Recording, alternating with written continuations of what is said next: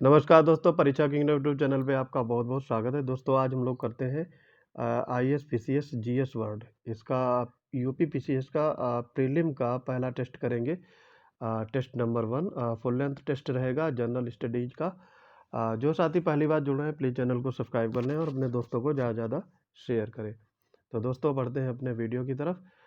आप लोग ज़्यादातर शेयर नहीं करते हो, ना ही सब्सक्राइब कर रहे हो, तो चैनल को ज़्यादा शेयर और सब्सक्राइब करेंगे, तभी बात बनेगी, तभी वीडियो अपलोड होंगे। तो बढ़ते हैं अपने आज के वीडियो की तरफ। वर्तमान में प्राथमिक क्षेत्र में रोजगार सृजन का प्रतिशत है, तो ये परसेंटेज आपका हो जाएगा 58%। प्राथमिक क्षेत्र आपके कृषि और उससे संबंधित क्षेत्र आते हैं, तो इसमें रोजगार का सृजन का परसेंटेज है 58%। दूसरा है गुटेनबर्ग असंबद्धता किसे अलग करती है, तो इसमें देखो 4 ऑप्शन है आपके। ऊपरी क्रस्ट, निचला क्रस्ट और मेंटल, आंतरिक अंतरतम और बाह्य अंतरतम और मेंटल। तो यहाँ पे डी ऑप्शन सही होगा। ठीक है, अगले क्वेश्चन देखते हैं। पृथ्वी का औसत घनत्व कितना पाया जाता है, तो पृथ्वी का औसत घनत्व है आपका 5.5 ग्राम पर सेंटीमीटर क्यूब या फिर किलोग्राम मीटर क्यूब। ये आपका घनत्व का मात्रक होते हैं।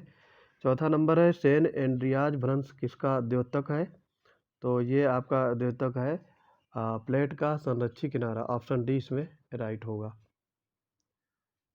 5 नंबर है कथन और कारण से संबंधित। भारत में उच्च गहनता की भूकंपीय मेखला हिमालय क्षेत्र में स्थित है और हिमालय क्षेत्र में अनुदैर्ध्य उपक्रम की मेखलाएं हैं। तो अनुदैर्ध्य उत्क्रम की मेखलाएं हैं, तो ये दोनों कथन सही होंगे, लेकिन ए आर परंतु कारण जो है कथन की व्याख्या नहीं करता है, तो ऑप्शन बी इसमें राइट हो जाएगा।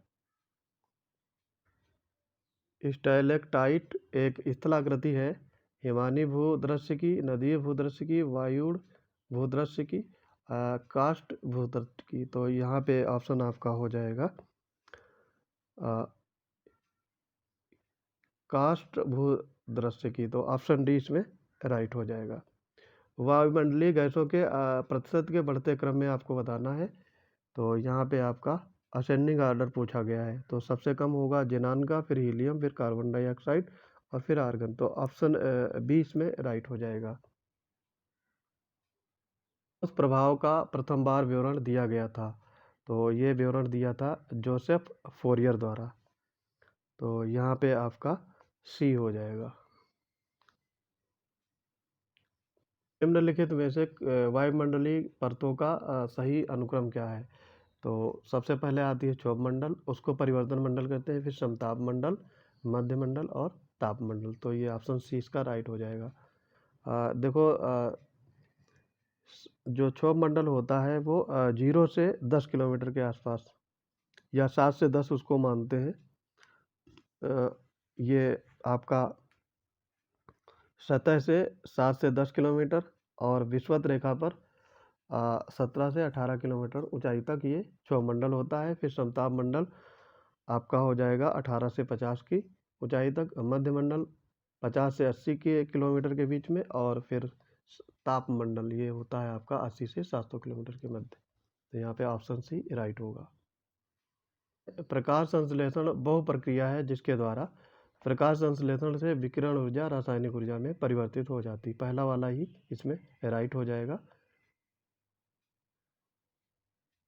डोलड्रम किस दाब पट्टी में पाया जाता है, तो 11 नंबर है डोलड्रम किस दाब पट्टी में पाया जाता है, तो आंसर होगा इसका विषुवतीय निम्न दाब में। ऑप्शन ए इसमें राइट होगा। निम्न में से कौन सा कथन सत्य नहीं है, तो यहाँ पे देखो महाद्वीपीय मैग्नेटाइट महाद्वीप का डूबा हुआ विस्तार है, ये सही है। महाद्वीपीय मैग्नेटाइट ग्रेफाइट से निर्मित होते हैं, ये भी सही है। और महाद्वीपीय मैग्नेटाइट महाद्वीप का एक भाग है, ये भी सही है।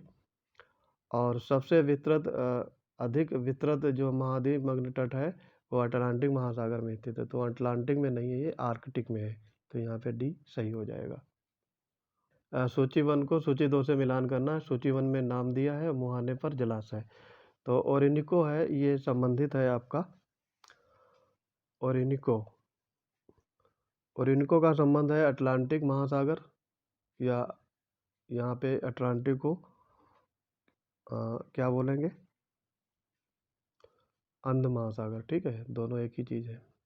सी हो जाएगा नाइजर, गिनी की खाड़ी, वोल्गा, कैस्पियन सागर और आमूर प्रशांत महासागर। तो यहाँ पे जो मैचिंग है वो हो जाएगी 3 1 4 2, 3 1 4 2, ये सही होगा।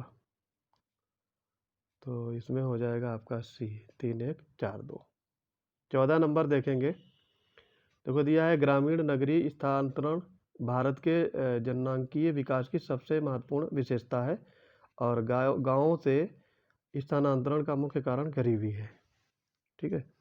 तो ये दोनों कथन सही हैं, लेकिन कारण कथन की व्याख्या नहीं करता, तो आर एक ही सही व्याख्या नहीं करता, बी ऑप्शन इसमें राइट हो जाएगा। फिर देखो ये दिया हुआ है शैल समूह और शैल तंत्र, आर्कियन, पुराण, द्रविड़ियन, आर्यन। तो यहाँ पे आपको बताना है आर्कियन ये धारवाड़ से संबंधित है, एक का सी हो जाएगा। पुराण है ये विंध्य, विंध्ययान या विंध्य। फिर द्रविड़ियन ये आपका हो जाएगा आर्डोविशियन और आर्यन जो है गोंडवाना। तो यहाँ पे आपका होगा 3 4 1 2, इसमें भी 3 4 1 2 होगा। तो ये पहला वाला इसमें ऑप्शन राइट हो जाएगा, ऑप्शन ए करेक्ट। 16 नंबर वो दिया हुआ है भारत की जनजातियों के वितरण में वितरण करना है और पूरब से पश्चिम की ओर सही क्रम बताना है आपको। तो देखो यहाँ पे अगर आपको ये जनजातियाँ पता हैं किस राज्य में है, तो आप सही इसमें मैचिंग कर लेंगे।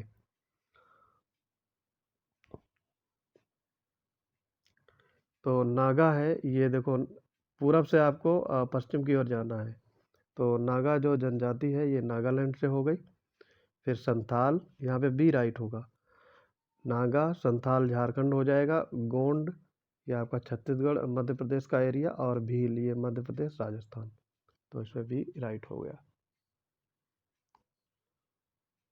17 नंबर है निम्न में से कौन सा सही सुमेलित नहीं है, यहाँ पे नहीं बताना है। तो विशाखापत्तनम जल निर्माण सही है ये, पिंजौर मशीन औजार, भद्रावती लौह और इस्पात ये भी सही है।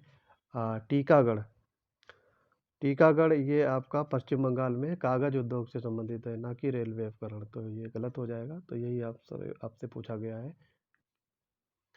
भारत का प्रजनता संक्रमण तीव्र रहा है और भारत का साक्षरता संक्रमण धीमा रहा है।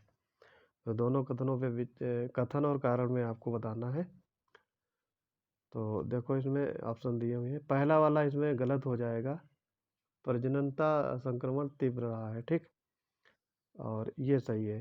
तो आर सही है, ए गलत है, ऑप्शन डी इसमें राइट होगा। भारत शासन अधिनियम 1919 के संदर्भ में बताना है आपको। इस समय वायसराय मॉन्टेग्यू थे और इस अधिनियम के तहत लंदन में भारत के उच्चायुक्त के कार्यालय का सृजन किया गया।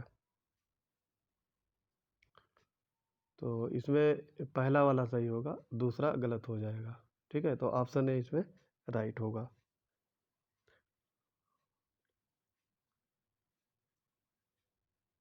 सूची 1 को सूची 2 से मिलान करना है। बलवंत राय मेहता, अशोक मेहता, एल.एम. सिंघवी और जी.वी.के. राव। तो बलवंत मेहता का संबंध है त्रिस्तरीय पद्धति, तो ये 2 से हो जाएगा। अशोक मेहता का द्विस्तरीय, एल.एम. सिंघवी इसका स्थानीय स्वशासन से है, एल.एम. सिंघवी का, और जी.वी.के. राव का तीसरे से हो जाएगा। तो यहाँ पे 2 1 4 3, 2 1 4 3 ये सही मैच होगा, ये ऑप्शन सी आपका राइट हो जाएगा। सभी व्यक्ति पूर्णतः और समान रूप से मानव है, ये सिद्धांत माना जाता है। तो ये सिद्धांत माना जाता है आपका सार्वभौमिकता, ऑप्शन ए इसमें राइट होगा। 22 नंबर है निम्नलिखित में से किस वाद में उच्चतम न्यायालय ने धारणा प्रस्तुत की कि उद्देशिका संविधान का भाग है। तो ये आपका पूछा गया है किस में है, तो ये बम्बई बनाम यूनियन ऑफ इंडिया, ये ध्यान रखना है। बम्बई बनाम यूनियन ऑफ इंडिया के उच्चतम न्यायालय ने उद्देशिका संविधान का अभिन्न अंग माना है। ऑप्शन डी इसमें राइट होगा। इस सूची 1 को सूची 2 से देखो मिलान करना है। यहाँ पे एक में राजनीतिक दल दिए हैं, फिर गठन का वर्ष CPI, CPM, AIADMK और तेलुगु देशम। तो इसमें आपको बताना है CPI का गठन 1920 में हुआ था, पहले का दूसरा होगा। CPM का 1964, तो तीसरा हो जाएगा। AIADMK इसका हुआ था आपका 1972 और तेलुगु देशम का 1982। तो यहाँ पे 2 3 1 4 2 3 1 4, तो पहला वाला आपका आंसर राइट हो जाएगा। निम्नलिखित कथनों पर विचार कीजिए। भारत के संविधान के संदर्भ में राज्य के नीति निदेशक तत्वों के बारे में बताया गया है। विधायिका के कृत्यों पर निर्बंधन करते हैं और कार्यपालिका के कृत्यों पर निर्बंधन करते हैं। तो इसमें सही क्या है ये बताना है। तो दोनों गलत दिए हुए हैं, ठीक है, ये दोनों नहीं होंगे। भाग 4 में राज्य के नीति निर्देशक तत्व के बारे में वर्णन है और ये दोनों सकारात्मक है ना कि नकारात्मक, ठीक, तो गलत है। फिर देखो दिया है सूची 1 को सूची 2 में मिलान करना है। विषय और अनुच्छेद। संसद का गठन, हाँ ये होता है आपका, संसद का गठन बताना है कब होता है या किस अनुच्छेद में है। तो ये 79 में है। राज्यसभा की संरचना 80 में, लोकसभा की संरचना 81 में और ये विघटन आपका 17 अवसान 85 में, ठीक है। तो चारों ये सही सुमेलित हैं। 1 2 3 4 इसका आंसर हो जाएगा, ठीक है। तो यहाँ पे होगा आपका 1 2 3 4, ऑप्शन सी इसमें राइट हो जाएगा। 26 नंबर में आपका है सिविल सेवकों को प्राप्त संवैधानिक संरक्षण बताना है, ये किस अनुच्छेद में है। तो ये आपका हो जाएगा अनुच्छेद 311, ऑप्शन बी इसमें राइट होगा। अच्छा, ये सारे अनुच्छेद दिए हैं, इनके बारे में भी आपको पता होना चाहिए। अनुच्छेद 310 संघ या राज्य की सेवा करने वाले व्यक्तियों के पदावधि से संबंधित है। ये 312 है ये राज्यसभा को नई अखिल भारतीय सेवाएं स्थापित करने का अधिकार, और 317 ये लोक सेवा आयोग के सदस्य को हटाने के संबंधित है। आगे बढ़ते हैं, इसमें देखते हैं। देखो राज्यपाल की स्वविवेक संबंधी शक्तियों का संबंध में अनुच्छेद आपके दिए हैं, ठीक। अनुच्छेद 163 अनुच्छेद 239 और अनुच्छेद 356, अनुच्छेद 371। तो यहाँ पे बताना है कौन सा सही है। तो इसमें देखो आपके कोट भी दिए हुए हैं, तो ये चारों सही हैं आपके, ठीक है। ये राज्यपाल से संबंधित ये चारों कोट, तो यहाँ पे डी ऑप्शन आपका राइट हो जाएगा। अब 28वां देखते हैं। देखो अंतरिक्ष यान जो चक्कर लगा रहा है और वहाँ से एक सेब छोड़ा जाता है, तो वो क्या करेगा, पृथ्वी की ओर गिरेगा, अंतरिक्ष यान के साथ साथ उसी गति से गतिमान होगा, और कम गति से गतिमान होगा, अधिक गति से गतिमान होगा। तो यहाँ पे बी होगा, अंतरिक्ष यान के साथ साथ उसी गति से गतिमान होगा। 29 नंबर है, देखो ये सुमेलित करना है इसको। रेडियम, पेंसिलिन, एक्सरे, चेचक। तो रेडियम की खोज की थी मैडम क्यूरी, दूसरा हो जाएगा। पेंसिलिन अलेक्जेंडर फ्लेमिंग, और एक्सरे ये WK रॉन्गटन और चेचक एडवर्ड जेनर। तो यहाँ पे दूसरा, पहला, चौथा, तीसरा ये हो जाएगा। ऑप्शन ए इसमें राइट होगा। प्रकाश तरंगों के वायु के कांच में जाने पर चर प्रभावित हो जाते हैं। तो इसमें कौन से वेरिएबल प्रभावित होते हैं ये बताना है आपको। तो ये तरंग दैर्ध्य और वेग ये दोनों प्रभावित हो जाते हैं। निम्नलिखित कथनों पर विचार कीजिए। कथन और कारण दिए। यदि फ्रीजर पर बर्फ इकट्ठी होती है तो रेफ्रिजरेटर में शीतलन बुरी तरह प्रभावित हो जाता है और बर्फ एक दुर्बल चालक है। तो यहाँ पे दोनों सही हैं, दोनों कारण कथन की व्याख्या करता है। ऑप्शन ए राइट हो जाएगा। फिर से कारण और कथन दिया है। तापमान में वृद्धि के साथ ग्लिसरीन की सांद्रता बढ़ जाती है और तापमान में वृद्धि अणुओं की गतिज ऊर्जा को बढ़ा देती है। तो इसमें बताना है आपको। तो देखो यहाँ पे क्या है ना, पहला वाला गलत हो जाएगा। श्यानता घट जाती है बल्कि, और तापमान ये सही है। तो कथन गलत है, कारण सही है। ये ऑप्शन डी इसमें राइट हो जाएगा। फिर है आपका ये 33 नंबर देखेंगे। दो उत्तरोत्तर सुरंग अथवा दो उत्तरोत्तर गर्त के बीच की दूरी को क्या कहा जाता है? काफ़ी इजी क्वेश्चन है, ये आपका फिजिक्स से रिलेटेड क्वेश्चन है, तो ये होगा तरंग दैर्ध्य। उत्तरोत्तर सुरंग और दो उत्तरोत्तर गर्त के बीच की दूरी को तरंग दैर्ध्य कहते हैं। लैम्डा से इसको प्रदर्शित करते हैं, तो पता होगा आपको। क्रोमेटोग्राफी की तकनीक का प्रयोग होता है। तो क्रोमेटोग्राफी से एक मिश्रण से पदार्थों को अलग करने के लिए, ऑप्शन डी इसमें राइट हो जाएगा। पारद धातु है, ये बताना है आपको पारद धातु के बारे में।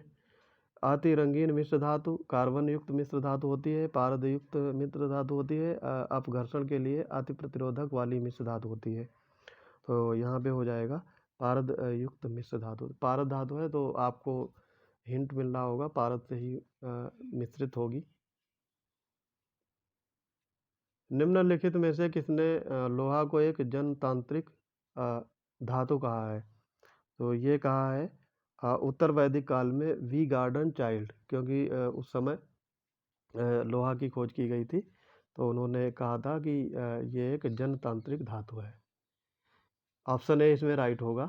फिर अगला है 37 नंबर। प्राचीन भारत में यौधेय गणराज्य के सिक्कों को सर्वप्रथम किसने सहारनपुर के निकट वेहट से प्राप्त किया था? तो ये है कैप्टन काटले।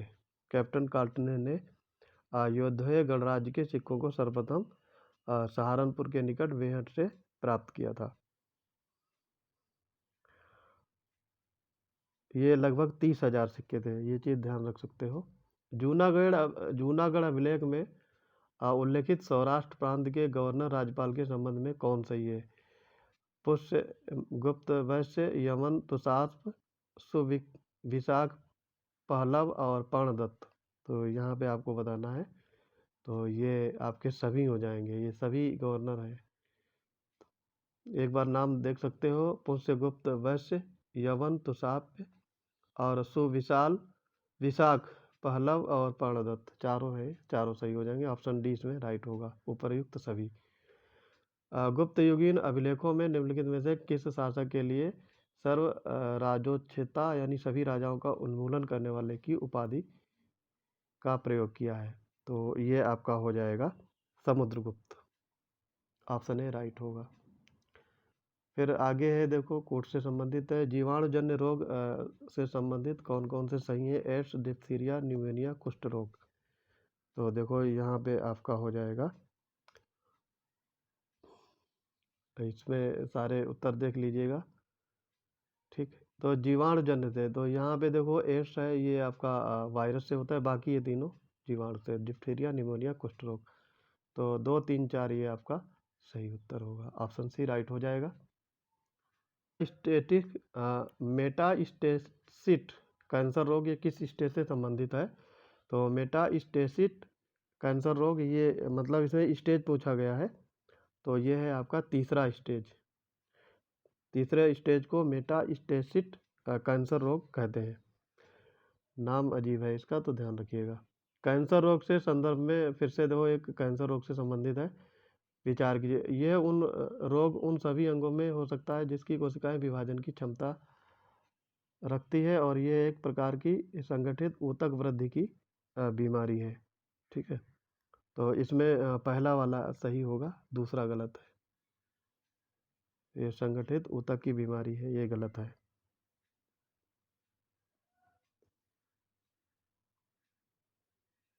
आर्द्रता के बढ़ने पर वायु में ध्वनि का वेग बढ़ जाता है, क्योंकि आर्द्रता बढ़ने के साथ आपका घनत्व में कमी आ जाती है। तो ये बी आपका राइट हो जाएगा। 44 नंबर है, निम्नलिखित कथनों पर विचार कीजिए। तो इसमें आपको सोचना है क्या है। यांत्रिक तरंगे जिसके संचरण के लिए माध्यम की आवश्यकता नहीं होती है। दूसरा है, इसके द्वारा केवल ऊर्जा और संवेग का संचरण होता है, द्रव्य का नहीं होता। जल की तरंगे, ध्वनि की तरंगे और स्प्रिंग की तरंगे इत्यादि इलेक्ट्रॉनिक यानी यांत्रिक तरंगों के उदाहरण हैं। तो इसमें देखो पहला वाला गलत होगा, क्योंकि माध्यम की आवश्यकता होती है, बाकी 2, 3 ये सही है। तो ऑप्शन इसमें बी आपका राइट हो जाएगा। कैफीन जो कि एक मनोस्फूर्तिदायक या मस्तिष्क को प्रभावित करने वाले उत्तेजक औषधि है का मुख्य स्रोत क्या है? तो ये आपका है काली फली और चाय की पत्ती। ऑप्शन सी इसमें राइट होगा। देखा होगा आपने। 46 नंबर में है आयोडीन का स्रोत निम्नलिखित में से क्या है? तो ये स्रोत है आपका जो समुद्री घास, डेयरी उत्पाद, विशेष रूप से दूध और समुद्री घास तथा सी फूड। तो ये तीनों हैं, तो ऑप्शन डी है इसमें राइट होगा। हेपेटाइटिस बी से प्रभावित होने वाला अंग है, तो ये अंग आपका हो जाएगा यकृत। ऑप्शन बी इसमें राइट होगा। निम्नलिखित कथनों पर विचार कीजिए। 48 नंबर, काला आजार रोग लीशमैनिया नामक प्रोटोजोआ परजीवी के कारण होता है और इस कवक का वाहक बालू मक्खी है। तो यहाँ पे ये दोनों सही हो जाएंगे। सी ऑप्शन राइट होगा। प्लाज्मोडियम जो कि मलेरिया रोग का कारण है किस प्रकार का जंतु होता है? तो ये होता है आपका लाल रुधिराओं तथा यकृत रुधिराओं के अंतःजीवी। ऑप्शन डी इसमें राइट हो जाएगा। ट्रिप्सिन नामक एंजाइम का स्राव निम्नलिखित में से किसके द्वारा किया जाता है? तो ये होता है अग्नाशय के द्वारा। ऑप्शन ए इसमें राइट हो जाएगा। और निम्नलिखित में से कौन सा एंजाइम प्रोटीन के पाचन में सहायक होता है? तो ये होता है आपका पेप्सिन, ट्रिप्सिन और काइमोट्रिप्सिन। तीनों ये हो जाएंगे। ऑप्शन डी राइट होगा। 52 नंबर है, ये देखो आपको सही सुमेलित करना है, कोट बनाने हैं। मौलिक अधिकार कहाँ से लिए गए हैं? तो ये आपके अमेरिका से। नीति निर्देशक तत्व आयरलैंड, आपातकाल जर्मनी और कैबिनेट व्यवस्था ब्रिटेन। तो यहाँ पे हो जाएगा 2 1 4 3, 2 1 4 3। तो ये आपका ऑप्शन डी राइट हो जाएगा इसमें। उच्च न्यायालय पूछा गया है क्या है, तो इसको बताना है आपको। तो ये एक देश में एकल समेकित न्यायिक तंत्र का एक भाग है। ऑप्शन बी इसमें राइट होगा। राज्यों को दिए जाने वाले विशेष अनुदान का निर्धारण किसके द्वारा किया जाता है? तो ये होता है आपका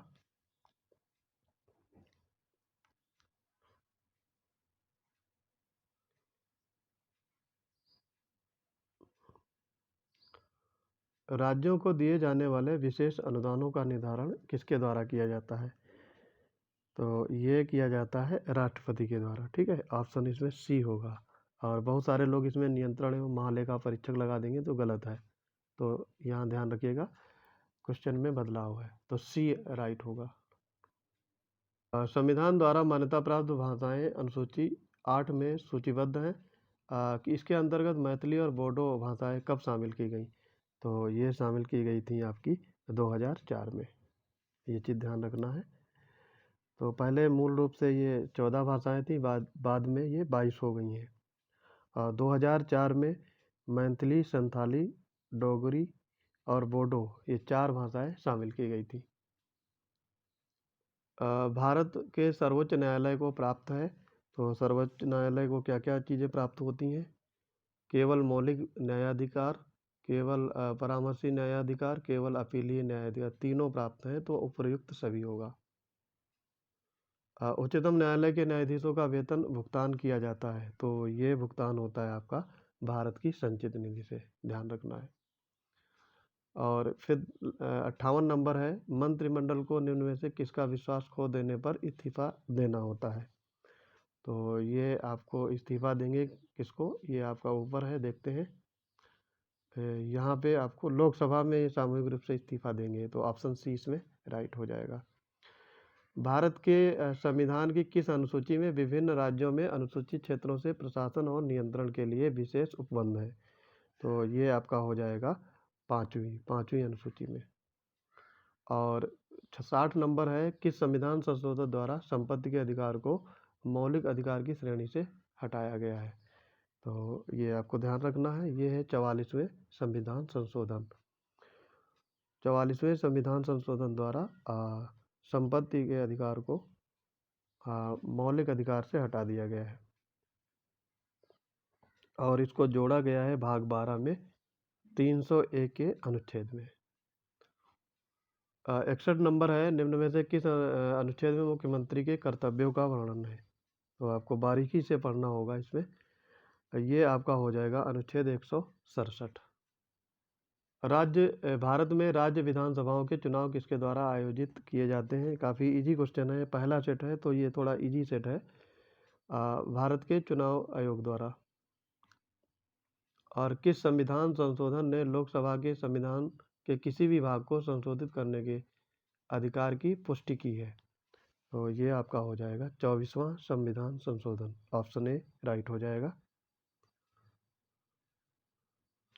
भारत का कौन सा भाग राज्य को देश में पंचायती राज संस्थाओं की स्थापना करने का निर्देश देता है? तो ये हो जाएगा आपका राज्य के नीति निर्देशक तत्व। आर्टिकल 40 में चौथे भाग में ये स्थापना करने का निर्देश देता है। 65 नंबर है, उत्तर प्रदेश मातृभूमि योजना के संबंध में सही कथन कौन सा है? ये बताना है आपको।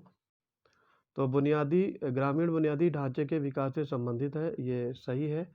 इसका उद्देश्य आम आदमी को राज्य के विकास कार्यों में भागीदार बनाना है। परियोजना की कुल लागत 50% राज्य वहन करेगा और शेष 50% योगदान इच्छुक द्वारा लिया जाएगा, सही है।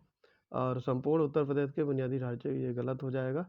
और किसानों की उपज बढ़ाने के लिए, तो इससे इसका कोई लेना देना नहीं। तो ऑप्शन पहला और दूसरा बी पार्ट इसमें सही हो जाएगा। 23 के बजट का आकार दिया हुआ है आपका 6,15,518.97 करोड़ रुपए है। और जो संबंध में सही है, ये राज्य का अब तक का सबसे बड़ा बजट है, सही है। 26 मई 2022 को संसदीय कार्य एवं वित्त मंत्री सुरेश खन्ना द्वारा प्रस्तुत किया गया, ये भी सही है। और वर्ष 2022-23 के लिए राजकोषीय घाटा सकल उत्पाद का 3.96% अनुमानित है। और बजट में 39,181.10 करोड़ रुपए की नई योजनाओं को शामिल किया गया है, तो ये भी सही है। तो ये सब सही हो जाएंगे, चारों सही हैं, तो सभी सही हैं इसमें। ऑप्शन डी राइट हो जाएगा। 67 नंबर है, उत्तर प्रदेश सरकार द्वारा शुरू की गई भाग्यलक्ष्मी योजना के अंतर्गत बेटी का जन्म होने पर पिता और बेटी को कितनी राशि देने का प्रावधान किया गया है? तो ये है आपका 50,000 रुपये बेटी को और माता को 5100 रुपये। ऑप्शन सी राइट हो जाएगा। अंतर्राष्ट्रीय सहकारिता दिवस 2022 के थीम के बारे में पूछा गया है, संबंधित है ये। इस वर्ष सहकारिता दिवस की थीम है सहकारिता एक बेहतर विश्व का निर्माण करती है। भारत में सहकारिता के माध्यम से आत्मनिर्भर भारत और बेहतरीन विश्व का निर्माण विषय के तहत सहकारिता दिवस मनाया जाता है। तो इसमें ये दोनों सही हो जाएंगे। ऑप्शन सी राइट होगा। जल जीवन मिशन के संबंध में ये क्वेश्चन है, 2024 तक कार्यात्मक घरेलू नल connection function household tap connections के माध्यम से प्रत्येक ग्रामीण परिवार को प्रति व्यक्ति प्रतिदिन 55 लीटर पानी की आपूर्ति का लक्ष्य है। तो ये वाला आपका सही हो जाएगा। इस मिशन के लिए नोडल मंत्रालय आवास एवं शहरी मामले के मंत्रालय है, तो ये गलत हो जाएगा आपका, ये नहीं है, ये आपका जल मंत्रालय होगा। जल शक्ति मंत्रालय। केंद्र और राज्य के बीच फंड ये 100% तथा राज्यों के 50-50 है, तो ये आपका गलत होगा, ऐसा नहीं है। और 2020 में ग्रामीण क्षेत्रों में 100% ये FHTC के सफलतापूर्वक प्रदान करने के गोवा देश का पहला हर घर जल राज्य बन गया। तो ये चौथा और पहला सही हो जाएगा, ऑप्शन ए इसमें राइट होगा। 70 नंबर है, 2021-22 में कृषि और संबद्ध क्षेत्रों में वृद्धि का अनुमान कितने प्रतिशत है? तो ये आपका होगा 3.9%। 3.9% ये आपका वृद्धि का अनुमान लगाया गया है। और देश के लिए राष्ट्रीय आय का पहला अनुमान किसने तैयार किया था? तो ये तैयार किया था दादा भाई नौरोजी ने। इन्होंने 20 रुपये बताया था मिनिमम आपका गरीबी रेखा सरवाइव करने के लिए उस समय 1968 में। 1868 में और 1900 यानी 19वीं सदी में कह सकते हो। मुद्रास्फीति में नियंत्रण किया जाता है, ये बताना है आपको। तो ये प्रत्यक्ष करों में वृद्धि के द्वारा, सही है। सार्वजनिक ऋणों में वृद्धि के द्वारा, ये गलत हो जाएगा, ये सही नहीं है। और सार्वजनिक व्यय में वृद्धि के द्वारा, इसमें तीसरा वाला गलत है, दूसरा वाला सही हो जाएगा। और बैंक दर में वृद्धि, तो ये भी सही है। तो 1, 2, 4 इसमें सही होगा, ऑप्शन भी राइट हो जाएगा। 73 है, जब कोई देश अपनी मुद्रा में अवमूल्यन करता है तो इसका प्रभाव होता है। तो इसका प्रभाव क्या होगा, नोटबंदी वाला। तो यहाँ पे आयात महंगे हो जाते हैं और निर्यात सस्ते, ऑप्शन बी इसमें राइट होगा। निम्नलिखित में से कौन सी कृषि करने की प्रक्रिया पर्यावरण संरक्षण में सहायक है, तो इसका आंसर हो जाएगा जैविक खेती, ऑप्शन बी राइट हो जाएगा। ग्लोबल जेंडर गैप रिपोर्ट 2022 किस संगठन द्वारा जारी की गई, तो ये विश्व आर्थिक मंच, ऑप्शन सी इसमें राइट होगा।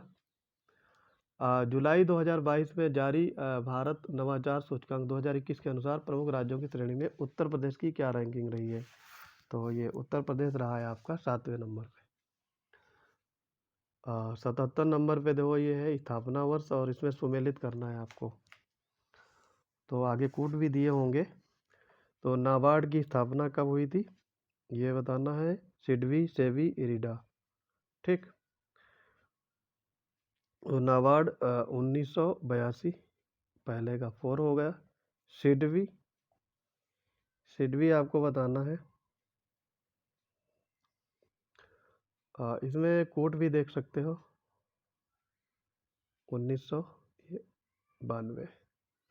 और सेबी का 1990 और इरिडा 1999। तो यहाँ पे कूट आप देख सकते हो, ये आपका हो जाएगा 4, 3, 1, 2, आखिरी वाला होगा, लास्ट होगा, ठीक है, डी ऑप्शन करेक्ट हो जाएगा। अप्रैल 2022 में किस राज्य कैबिनेट ने भारत के पहले जीन बैंक कार्यक्रम को मंजूरी दी है, तो ये मंजूरी दी है महाराष्ट्र ने, ऑप्शन बी इसमें राइट हो जाएगा। संयुक्त राष्ट्र द्वारा जारी विश्व खाद्य सुरक्षा और पोषण स्थिति रिपोर्ट 2022 के अनुसार भारत में भूख से प्रभावित होने वाले लोगों की संख्या घटकर कितनी हो गई है, तो इम्पोर्टेंट क्वेश्चन है, ये है 224.3 मिलियन, ऑप्शन सी राइट होगा। स्विट्जरलैंड के जिनेवा में आयोजित अंतर्राष्ट्रीय श्रम सम्मेलन के 110वें सत्र को भारत की तरफ से किसने संबोधित किया है, तो ये संबोधित किया है भूपेंद्र यादव, इसमें डी सही होगा। फिर देखो महिलाएं दिया है और उनके पद दिए हुए हैं, ठीक, तो ये आपको बताना है। शांति श्री पंडित, धृति बनर्जी, निमाबेन आचार्य, जगदीप पहाड़िया, ठीक है, तो ये कोट मिलाना है आपको। तो ये क्वेश्चन नंबर 81 है और इसके कोड भी दिए हुए हैं, काफ़ी लेंदी क्वेश्चन हो जाते हैं। तो यहाँ पे देखो बी और सी, डी ये तीनों सही हैं, जबकि शांति श्री पंडित ये गलत होगा आपका।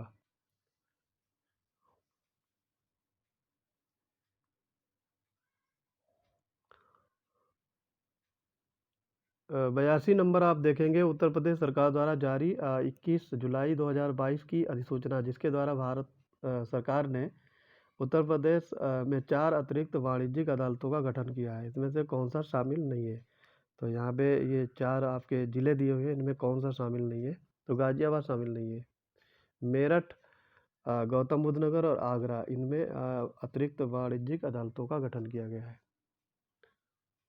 4 अतिरिक्त वाणिज्यिक, तो इसमें आपका गाज़ियाबाद सम्मिलित नहीं है।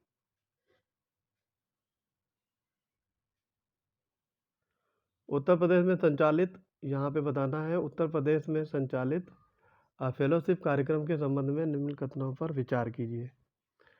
तो यहाँ पे देखो दिए हुए हैं सारे, ये पढ़िएगा, इतना बड़ा बड़ा दिया हुआ है। इसके तहत चयनित युवाओं द्वारा प्रदेश के सभी आकांक्षात्मक विकास खंडों में केंद्र और राज्य सरकार द्वारा संचालित सभी योजनाओं का समवर्ती मूल्यांकन किया जाएगा। मुख्यमंत्री की सीधी निगरानी वाले इस कार्यक्रम को नियुक्त होने वाले रिसर्चर्स को पारिश्रमिक के रूप में 30,000 रुपये प्रतिमाह की दर से भुगतान किया जाएगा, और इसका उद्देश्य युवाओं को सरकार की नीति का निर्माण, प्रबंधन, परियोजना निष्पादन और निगरानी कार्यों में जोड़ना है। योजना के लिए आवेदनकर्ता की आयु 40 साल या उससे कम होनी चाहिए, ठीक है। तो यहाँ पे देखो पहला छोड़ करके बाकी सारे सही हैं, ठीक, तो डी ऑप्शन इसमें राइट होगा। 84 नंबर देखेंगे, 84 में है देखो उत्तर प्रदेश प्रदूषण नियंत्रण बोर्ड द्वारा जुलाई 2022 में जारी रिपोर्ट के अनुसार राज्य में सबसे प्रदूषित नदी, तो सबसे प्रदूषित नदी है काली नदी, ऑप्शन सी इसमें राइट होगा। 85 नंबर देखेंगे, उत्तर प्रदेश मुख्यमंत्री बाल सेवा योजना सामान्य के अंतर्गत बच्चों को आर्थिक सहायता के रूप में कितनी राशि प्रदान की जाएगी? तो ये राशि होगी 2500 रुपये। उत्तर प्रदेश सरकार द्वारा मिशन शक्ति कार्यक्रम की शुरुआत कब की गई? डेट बताना है आपको, ईयर बताना है। तो ये हो जाएगा आपका अक्टूबर 2020 में। तो ये आपको याद रखना है, फैक्चुअल है। उत्तर प्रदेश जनसंख्या नीति 2021 से 30 के भी अंतर्गत राज्य सरकार ने वर्ष 2030 तक जीवन प्रत्याशा का लक्ष्य कितना रखा है? तो ये है 69 ईयर्स, ऑप्शन डी इसमें राइट हो जाएगा।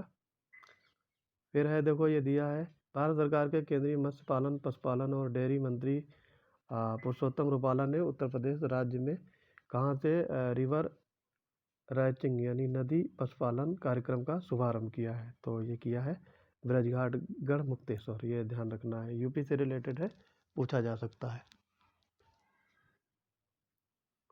पाकिस्तान में संपन्न शंघाई सहयोग संगठन शिखर सम्मेलन 2022 में भारत के किस शहर को एससीओ की ओर से 2022-23 के लिए पहली सांस्कृतिक और पर्यटन राजधानी घोषित किया? तो ये है वाराणसी। अब केंद्रीय संस्कृति मंत्रालय ने हाल ही में उत्तर प्रदेश के किस शहर में भारतीय विरासत संस्थान स्थापित करने का निर्णय लिया है? तो इसका आंसर हो जाएगा आपका नोएडा में, ऑप्शन सी राइट होगा। नवंबर को जारी मौद्रिक नीति समीक्षा में रेपो रेट में 50 बेसिस पॉइंट बढ़ाया है, जिसके तहत 3 साल के उच्च स्तर पर पहुंचकर कितना हो गया है? तो ये हो गया है 5.9%, 5.9%। खाद्य श्रृंखला से संबंधित क्वेश्चन है, तो यहाँ पे आपको खाद्य श्रृंखला से बताना होगा। तो घास, टिड्डा, चूहा, सांप, बाज, पहला ही इसमें राइट हो जाएगा। पारिस्थितिक तंत्र के संबंध में कथनों पर विचार कीजिए, ये कूट वाला होगा क्वेश्चन। तो यहाँ पे दो दिए हुए हैं, एक रूप से दूसरे रूप में ऊर्जा हस्तांतरण होने पर ऊर्जा का हमेशा क्षय होता है, सही बात है, और 10% बायोमास की हानि होती है। फिर है परितंत्रीय अनुक्रम की प्रक्रिया में क्षेत्र में रहने वाले पादप और जंतु प्रजातियों के समुदाय समय के साथ साथ पृथक अलग अलग समुदायों की श्रृंखला स्थापित करते हैं, प्रतिस्थापित होते हैं। और फिर है परितंत्रीय निकेत में सभी भौतिक, रासायनिक एवं जैव दशाएं शामिल होती हैं, जो कि प्राकृतिक वास में रहने के लिए जरूरी होता है। तो यहाँ पे आपको बताना है, काफ़ी बड़ा क्वेश्चन है, इसमें केवल दूसरा वाला सही है, ठीक है, बाकी गलत हो जाएगा। इसमें गलत पूछा है तो दूसरा वाला गलत है, बाकी सही है।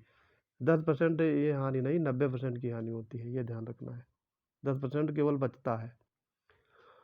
फिर देखो दिया है 94 क्वेश्चन है, कचरा पदार्थ के वियोजन की प्रक्रिया में निम्नलिखित में से कौन सा कथन तत्व एक यौगिक निर्मुक्त होंगे?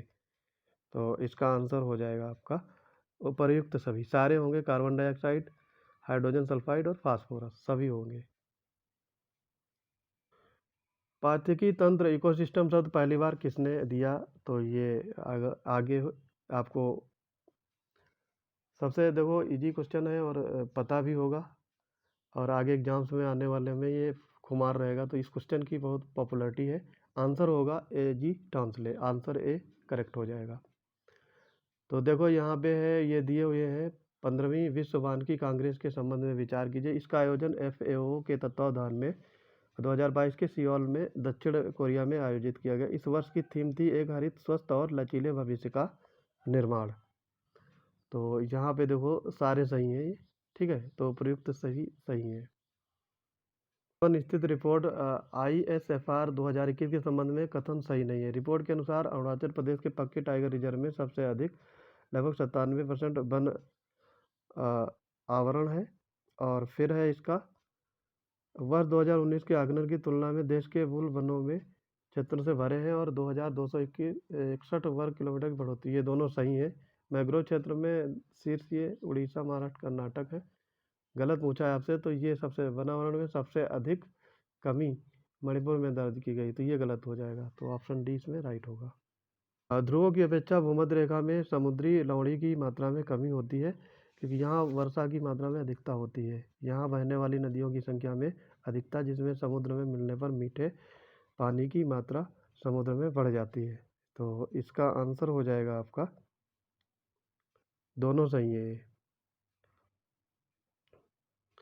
ये दो दिया हुआ है। ये आपका कूट वाला प्रश्न 100 नंबर।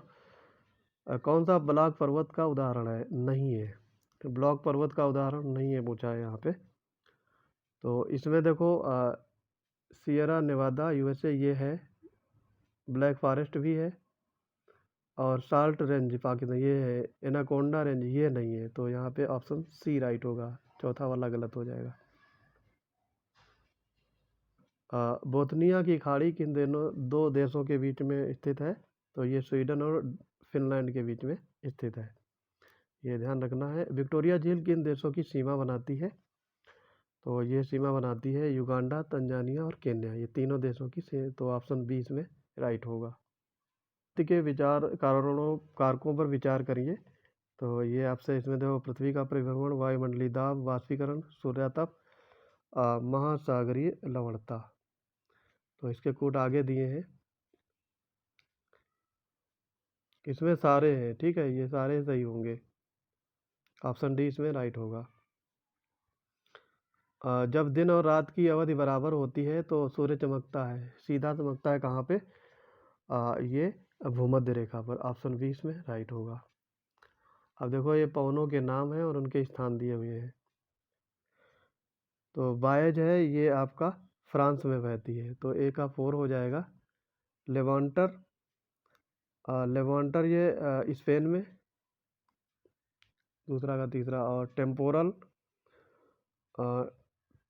टेम्पोरल आपको बताना है ये आप कहाँ बहती है।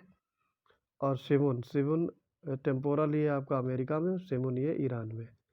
तो यहाँ पे 4-3-2-1, 4-3-2-1 उल्टा है, इसमें आपको लगाना है 4-3-2-1, ऑप्शन बी इसमें राइट होगा। और स्थलबद्ध रुद्र स्थल रुद्र देश पूछे गए हैं इसमें, तो ये है आपका बुर्किना फासो, ऑप्शन ए इसमें राइट होगा। कांगो होगा, ठीक।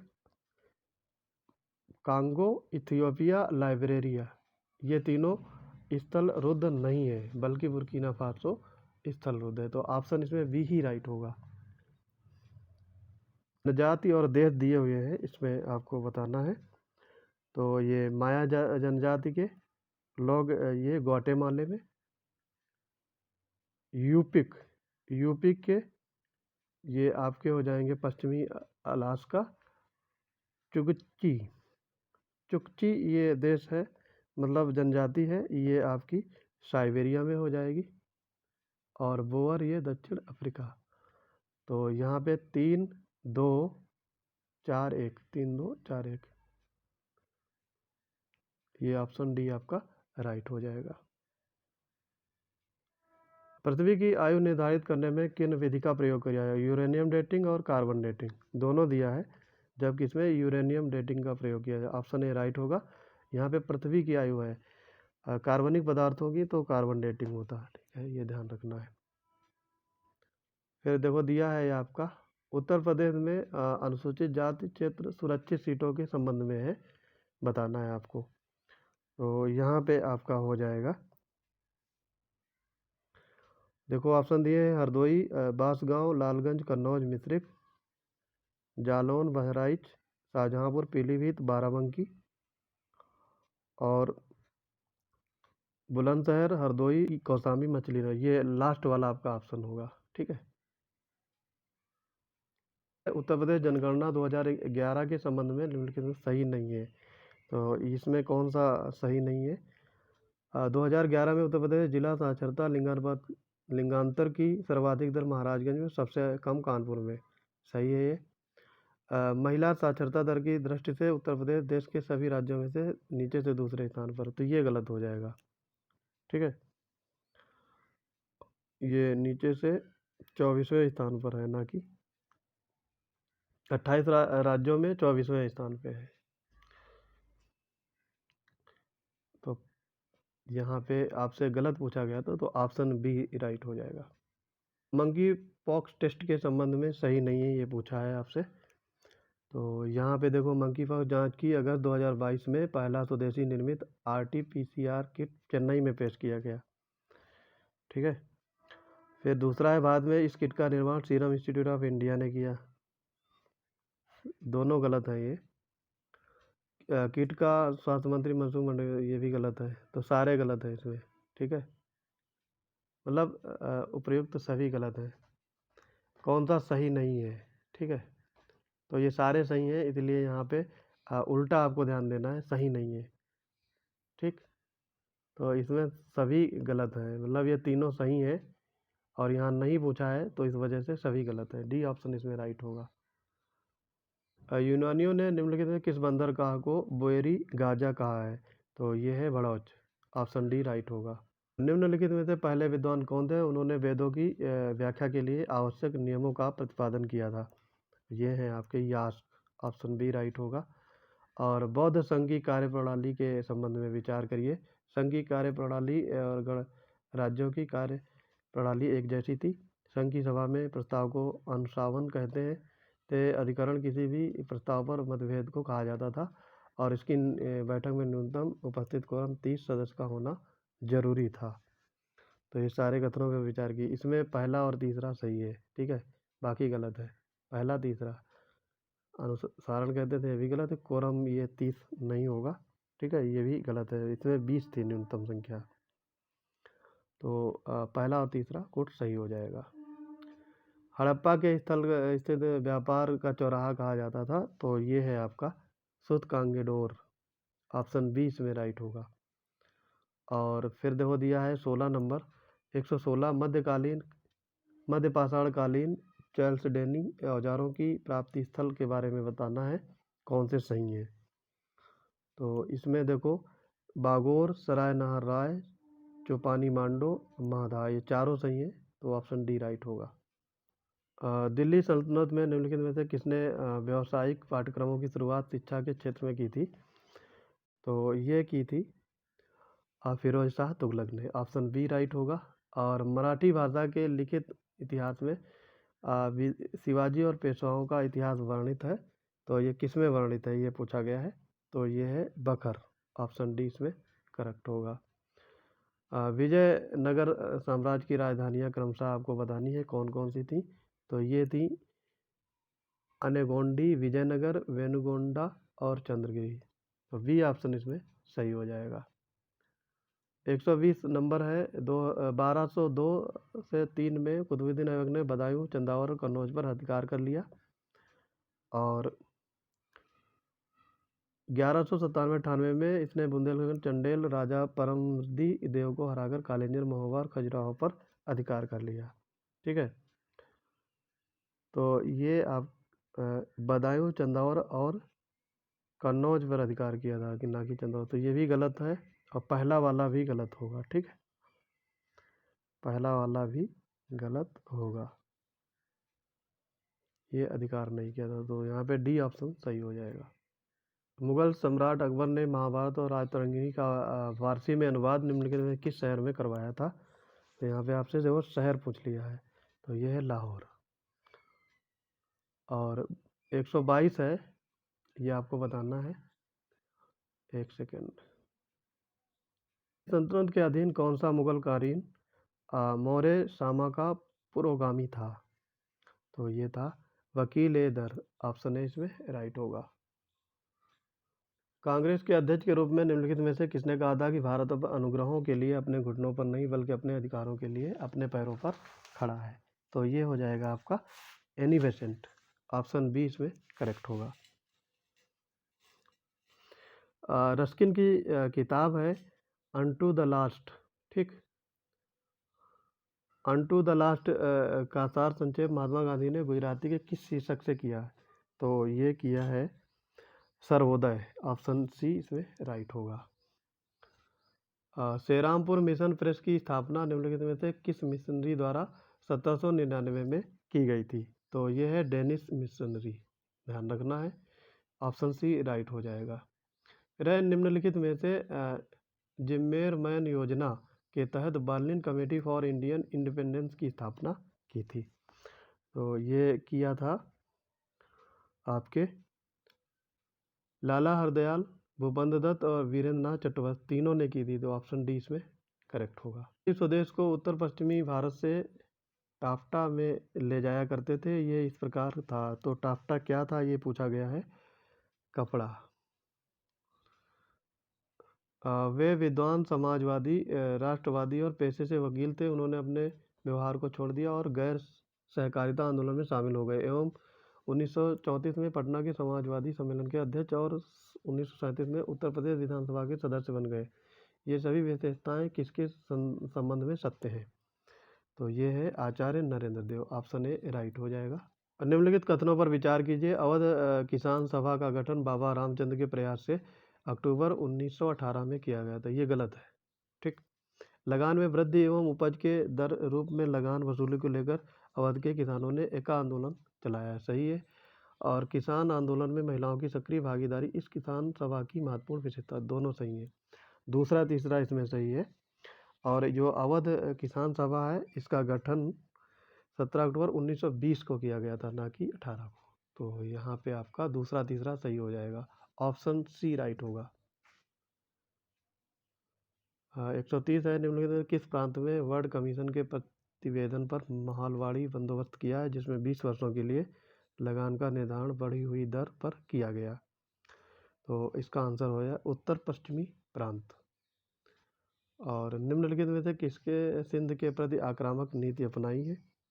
तो ये नीति अपनाई थी लॉर्ड ऑकलैंड। ऑप्शन बी इसमें सही होगा। ये गवर्नर जनरल था 1838 में। तो इसने सिंध के प्रति आक्रामक नीति अपनाई थी। साम्राज्यवाद और सैन्यवाद को पूंजीवाद का जुड़वा बच्चा कहा है। ये किसने कहा है? लाला लाजपत राय ने। ऑप्शन बी इसमें सही हो जाएगा। निम्नलिखित में से किस वायसराय द्वारा पश्चिमोत्तर सीमा प्रांत में अम्बाला अभियान चलाया गया? तो ये चलाया गया था लॉर्ड एल्गिन फर्स्ट के द्वारा। और किस विदेश कंपनी को मार्तंड वर्मा ने हराकर केरल में उसकी राजनीतिक सत्ता खत्म कर दी? तो इसमें आगे ऑप्शन आप देखेंगे, ये होगा आपका डच कंपनी ने। निम्नलिखित में से किसने गांधी इरविन पैक्ट को दो महात्माओं का मिलन कहा है? तो ये कहा था सरोजनी नायडू ने। ऑप्शन डी राइट होगा। विज्ञान आंदोलन के मध्य घटित घटनाओं में निम्नलिखित में कौन सा संबंध नहीं है? तो ये आपका हो जाएगा चटगांव की घटना है। बाकी सारी संबंधित है। All India state people Congress के संबंध में विचार करना है। विभिन्न रजवाड़ों में राजनीतिक गतिविधियों के लिए दिसंबर 1927 में स्थापना की गई और इस संगठन का मुख्यालय दिल्ली में स्थापित किया गया। इसके पहले अधिवेशन में विभिन्न रियासतों के 700 प्रतिनिधियों ने भाग लिया और इस सम्मेलन के आयोजन में प्रमुख भूमिका बलवंत राय मेहता ने निभाई थी। ठीक है। तो यहाँ पे सारे सही हो जाएंगे। ठीक। ऑप्शन डी इसका करेक्ट होगा। फोर्ट लुई का निर्माण जो कि पौंडीचेरी के कारखाने में की गई थी के निर्माता हैं? तो ये निर्माता फ्रांसिस मार्टिन। ऑप्शन डी इसमें करेक्ट होगा। तिब्बत के बीच व्यापारिक संबंध बन सके इसके लिए निम्नलिखित में से जॉर्ज वोल्गे के नेतृत्व में एक प्रतिनिधिमंडल तिब्बत भेजा। तो ये हो जाएगा आपका Warren Hastings. Option A right होगा। ब्रिटिश भारत में मजदूरों की पहली हड़ताल कहाँ हुई थी? तो ये हुई थी आपकी नागपुर में। ऑप्शन बी राइट हो जाएगा। वित्त मंत्रालय योजना आयोग के परस्पर विलय का प्रस्ताव किसने दिया था? तो ये दिया था आपका एम.बी. माथुर ने। ऑप्शन सी करेक्ट होगा। भारत के रक्षा मंत्री राजनाथ सिंह ने मुंबई के मझगांव डाक पर 17 मई 2022 को स्वदेश निर्मित किन दो युद्धपोतों का जलावतरण किया है? तो ये किया था सूरत और उदयगिरि। ऑप्शन डी इसमें करेक्ट होगा। वैश्विक शिक्षा शिखर सम्मेलन 2021 का आयोजन किया गया। तो ये किया गया आपका लंदन में। और 144 नंबर है, पहला अफ्रीकी देश जिसके साथ भारत ने व्यापक आर्थिक सहयोग एवं भागीदारी समझौता को मंजूरी दी है? तो ये दी थी मॉरिशस। ऑप्शन सी इसमें राइट होगा। और फिर है आपका 145वां, निम्नलिखित में से कौन सा युग्म सही नहीं है? ये पूछा है आपसे। तो ये आपका हो जाएगा आपके दरवाजे पर शिक्षा योजना तमिलनाडु, 1 ब्लॉक 1 उत्पाद योजना हरियाणा। ये सही है। प्रोजेक्ट सद्भावना आश्रम तो पहला वाला सही नहीं है। वतन प्रेम योजना ये गलत है आपका। ठीक है। ये गुजरात राज्य में है, ना कि दिल्ली में। अब देखो ये दिया है 146 जून 2022 में PSLV C-53 प्रक्षेपण यान के जरिए भारतीय अंतरिक्ष अनुसंधान संगठन ने DSEO मिशन को सफलतापूर्वक लॉन्च किया। इस मिशन के साथ किस देश के 3 उपग्रहों को भी छोड़ा गया? तो अगले पेज में इसमें ऑप्शन देख लेते हैं। तो ये है आपका, देखो देश बताने हैं, तो यहाँ पे आंसर होगा आपका सिंगापुर। राष्ट्रमंडल खेल 2022 में किसने स्वर्ण पदक नहीं जीता है, तो ये बताना है। तो यहाँ पे देखो स्वर्ण पदक विजेता है नीतू घनघस, नवीन सिहाग और एडोल्फ पाल, ये तीनों ने स्वर्ण पदक जीता था, जबकि संकेत सरगर ने सिल्वर मेडल जीता था। ये चीज़ ध्यान रखनी है। कभी कभी समाचारों में आने वाले विद्या रानी देवी, विकास ठाकुर, गुरुराज पुजारी और अंचित सेवली का संबंध किससे है, तो ये है वेट लिफ्टिंग से। ऑप्शन डी इसमें करेक्ट होगा। 149 है, वर्ष 2022 के प्रसिद्ध ग्रैमी अवार्ड के अंतर्गत सर्वश्रेष्ठ बाल एल्बम का पुरस्कार किस भारतीय अमेरिकी को दिया गया, तो ये दिया गया है Falguni Shah. Option A right होगा। और आज का अंतिम क्वेश्चन देखते हैं। मार्च 2022 में भारत के महापंजीयन कार्यालय द्वारा 2017-19 के नमूना पंजीयन प्रणाली विशेष बुलेटिन जारी किए गए, तो यहाँ पे कथन बताने हैं। तो इसमें क्या है, वर्ष 2017-19 की अवधि के लिए भारत का मातृ मृत्यु दर सुधरकर 103 हो गया। रिपोर्ट के अनुसार ऐसी संभावना है कि भारत 2035 तक एमएमआर दर संबंधी 7 के लक्ष्य को पूरा कर लेगा। और पश्चिम बंगाल, हरियाणा, उत्तराखंड में देश सबसे ज़्यादा एमएमआर है, और केरल, तेलंगाना, महाराष्ट्र भारत में सबसे कम एमआर वाले राज्य हैं। तो यहाँ पे ये बताना है। तो यहाँ पर केवल 2 ही सही है, ये वाला सही है, बाकी तीनों गलत। सही नहीं है ये पूछा है, तो 2 सही नहीं है, बाकी तीनों सही है। ठीक, तो ये था आपका 150 का जीएस वर्ड का यूपीपीसीएस प्रीलिम का पहला मॉक टेस्ट। तो दोस्तों ये कैसा लगा आप वीडियो में कमेंट कर सकते हैं। मिलते हैं अपने अगले टेस्ट के साथ, तब तक के लिए पढ़ते रहिए। जय हिंद।